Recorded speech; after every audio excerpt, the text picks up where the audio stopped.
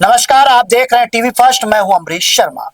रीवा के अवधेश प्रताप सिंह विश्वविद्यालय में 14 मई को हुई बीकॉम परीक्षा ने विश्वविद्यालय की व्यवस्था पर बड़े सवाल खड़े कर दिए। प्रश्न पत्र के ऊपर विषय का नाम लिखा था, किंतु अंदर छपे सवाल किसी दूसरे आगामी विषय के निकले। छात्र जिस विषय की तैयारी करके पहुंचे थे, परीक्षा में उन्हें अलग विषय का पेपर हल करना पड़ा। छात्र नेता अमन सिंह बघेल का आरोप है कि विरोध करने पर जिम्मेदारों ने कहा, जो प्रश्न आए हैं वही हल कर दीजिए, नंबर दे दिए जाएंगे। जी, आज जानकारी प्राप्त हुई है कि अवधेश प्रताप सिंह विश्वविद्यालय के बीकॉम सहित अन्य कई विभागों के 4th ईयर के 7th सेमेस्टर के परीक्षा होने थे, जिसमें यूटीडी लाइब्रेरी सेंटर में परीक्षा केंद्र बनाया गया था और परीक्षा आयोजित हुई।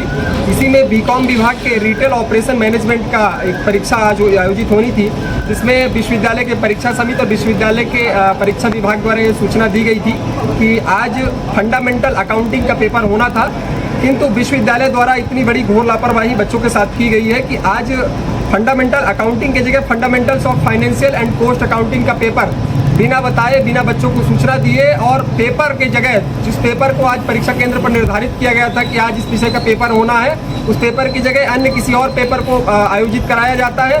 इतनी बड़ी बच्चों के साथ घोर लापरवाही की जाती है। और जब बच्चों द्वारा कहीं ना कहीं ये परीक्षा केंद्र में उपस्थित शिक्षकों से सवाल किए गए कि सर इस विषय का पेपर नहीं होना था, तो वहाँ के नहीं, जिस विषय का पेपर आया है आप उसी का लिखिए और जो आया है उसको लिख दीजिए, आप पास हो जाएंगे।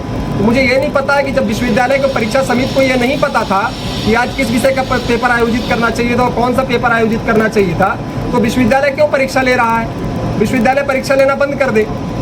इस प्रकार की घोर लापरवाही विश्वविद्यालय लगातार करता आया है और विश्वविद्यालय के कोई भी प्रशासनिक अधिकारी इसकी जिम्मेदारी लेने को तैयार नहीं है, और मुझे लगता है तैयार होंगे भी नहीं, क्योंकि विश्वविद्यालय सिर्फ एक घोटाले के नाम से अब जाने जाना लगा है और आए दिन इसी प्रकार के लगातार घोटाले विश्वविद्यालय में होते रहे हैं।